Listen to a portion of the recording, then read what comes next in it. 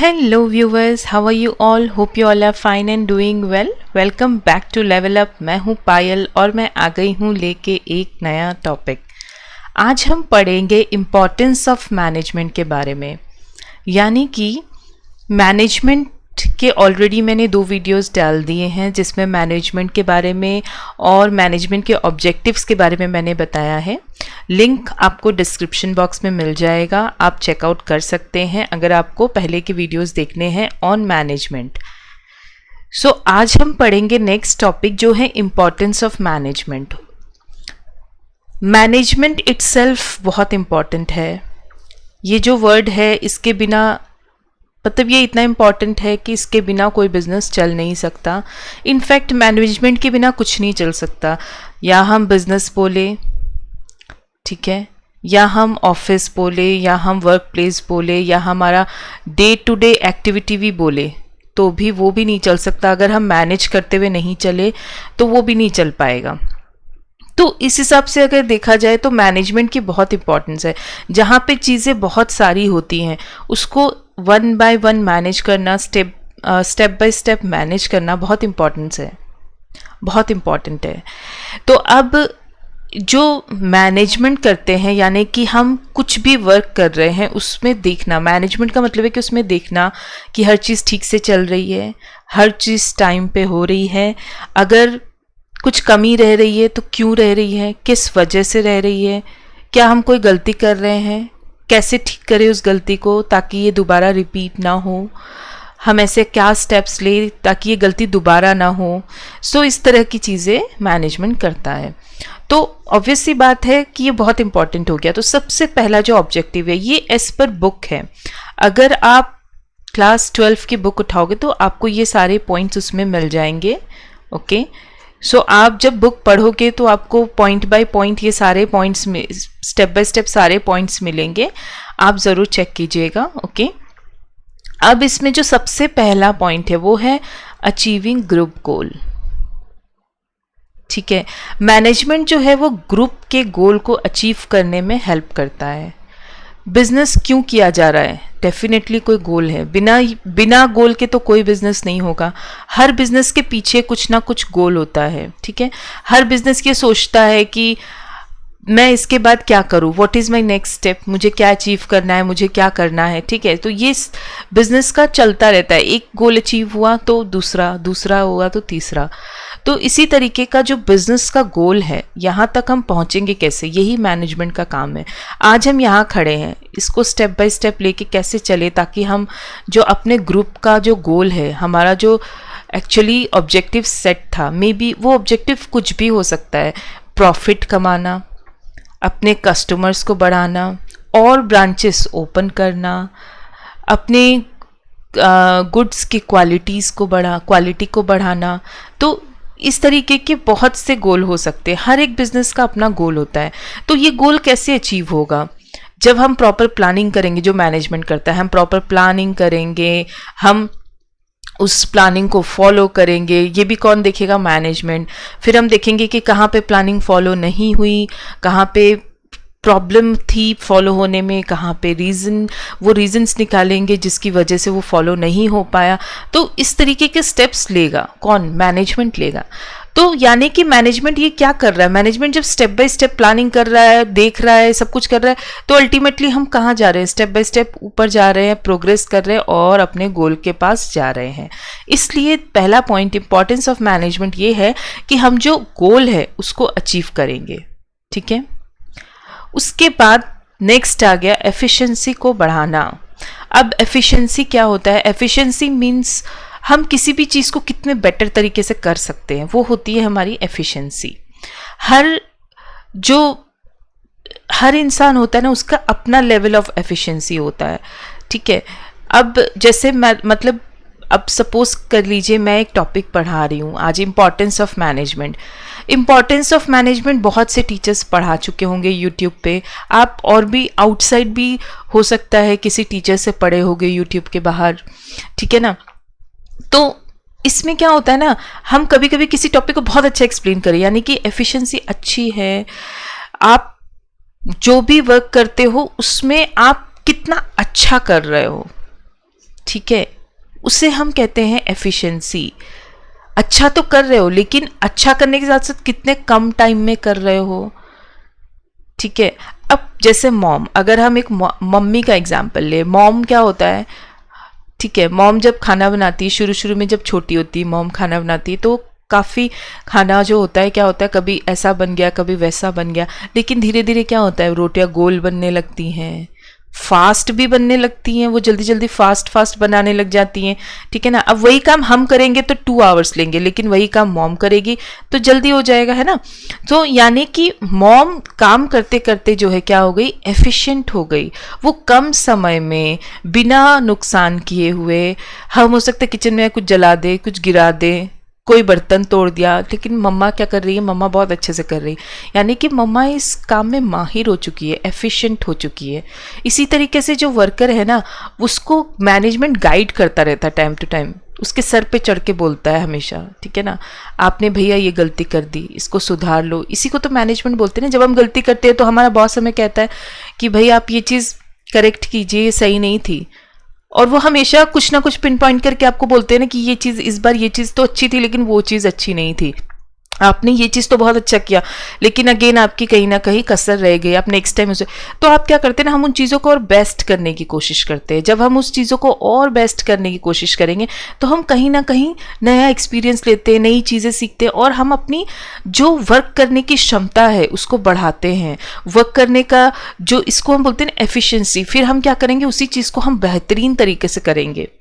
ठीक है ना, जितना सीखो उतना कम है, हम सीखते जाएंगे और उसे और बेहतर तरीके से करते जाएंगे। तो यानी कि मैनेजमेंट अल्टीमेटली आपको सिखा रहा है क्या, एक अच्छा वर्क करना, बेहतरीन वर्क करना, अपने वर्क को डे बाय डे इम्प्रूव करना, और कम से कम समय में कम से कम चीज़ों में अच्छे से अच्छा प्रेजेंट करना।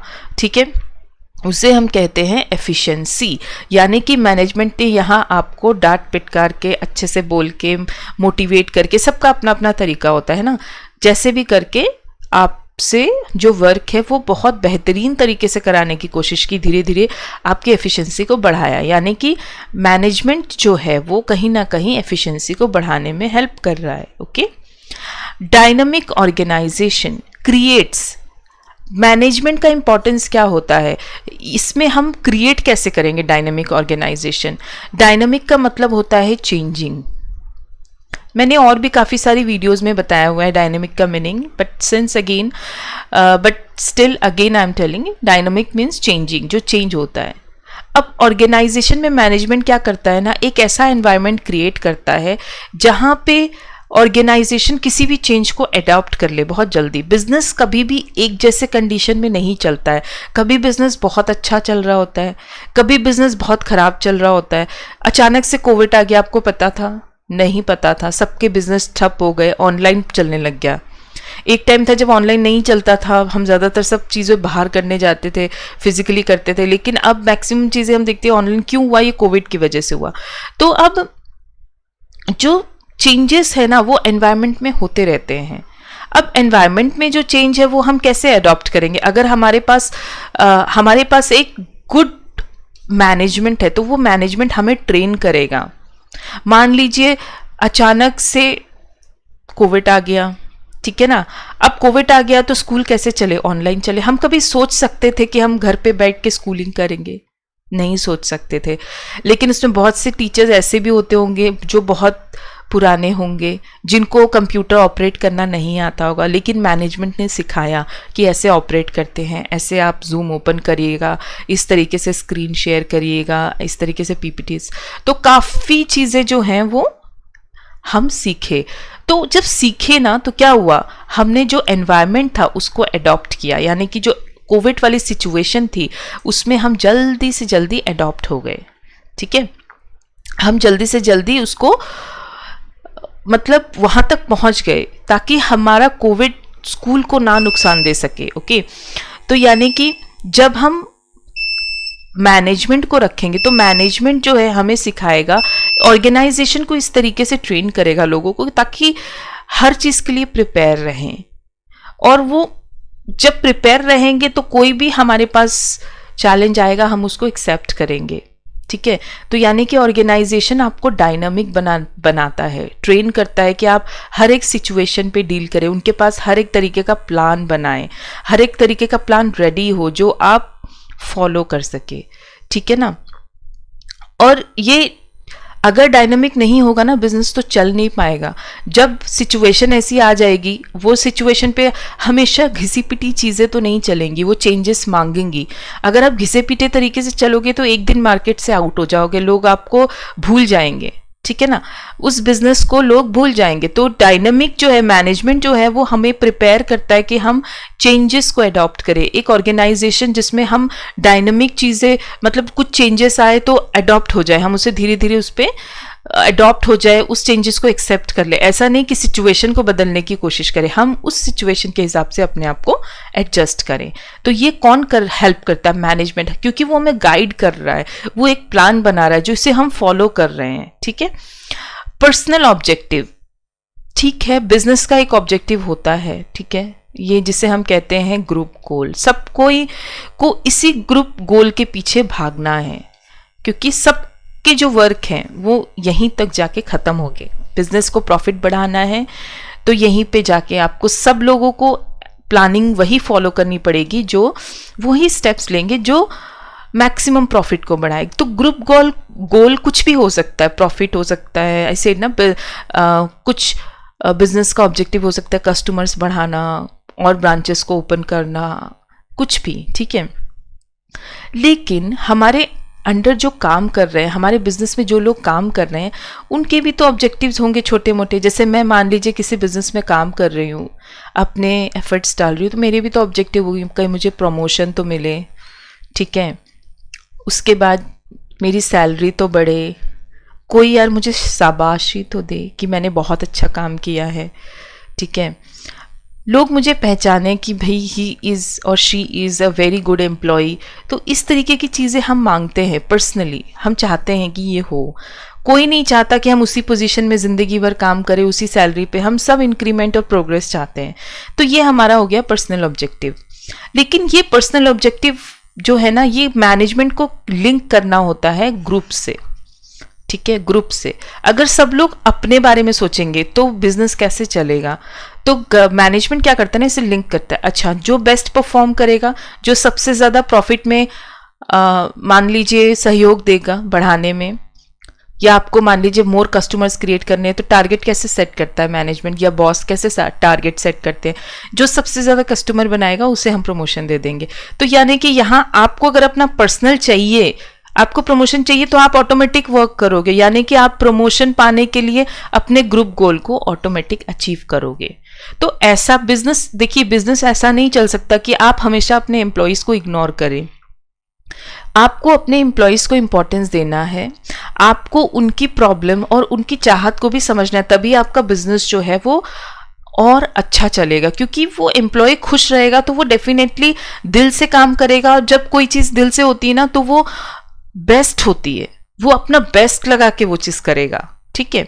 तो आपको कहीं ना कहीं पर्सनल ऑब्जेक्टिव को मैनेज करना है, आप टोटली उसको इग्नोर नहीं कर सकते कि कोई एम्प्लॉय कुछ चाह रहा है आपसे, आप उसे इग्नोर करते जा रहे हो, सुन ही नहीं रहे हो वो क्या चाहता है, ये चीज़ नहीं होनी चाहिए, ओके। सो पर्सनल ऑब्जेक्टिव यही होता है कि पर्सनल ऑब्जेक्टिव मैनेजमेंट क्या करता है, उसे फॉलो करते करते ग्रुप की तरफ अचीवमेंट को लेके जाता है। जैसे मैंने अभी बताया कि सैलरी उसकी बढ़ेगी जो सबसे ज़्यादा कस्टमर क्रिएट कर पाएगा, सबसे ज़्यादा प्रोडक्ट को बेच पाएगा, या सबसे ज़्यादा प्रॉफिट में सहयोग दे पाएगा, अपना बेस्ट दे पाएगा, ठीक है। तो इसलिए आपकी पर्सनल चीज़ भी पूरी हो गई और यहाँ पे बिजनेस का ऑब्जेक्टिव भी पूरा हो गया।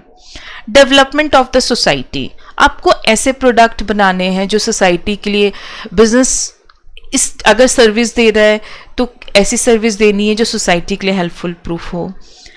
प्रोडक्ट बना रहे हो तो अच्छे से अच्छा best to best quality product बनाना है। अगर आप बिजनेस ओपन कर रहे हो तो डेफिनेटली एम्प्लॉयमेंट अपॉर्चुनिटी क्रिएट होगी।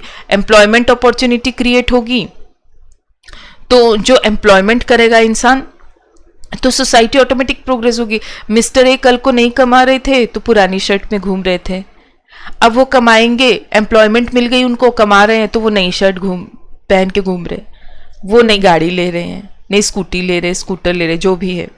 तो इससे क्या होता है, सोसाइटी का डेवलपमेंट ऑटोमेटिक होगा। हम एक स्टैंडर्ड प्रोडक्ट लाते हैं, जैसे एप्पल प्रोडक्ट लॉन्च करता है तो क्या होता है, एप्पल ने प्रोडक्ट लाया, हमें एक नई टेक्नोलॉजी मिली, हमें एक वॉशिंग मशीन आई, हमें एक नई टेक्नोलॉजी मिली, इससे सोसाइटी का भी तो फ़ायदा हुआ ना, बिजनेस का फ़ायदा हुआ, लेकिन सोसाइटी भी तो डेवलप हुई। एम्प्लॉयमेंट बहुत, वॉशिंग मशीन के बहुत सारे फिर और भी लोग, और भी ब्रांड्स आ गए मार्केट में जो, या सोसाइटी में वो और भी लोग आ गए जो वॉशिंग मशीन क्रिएट करने लग गए।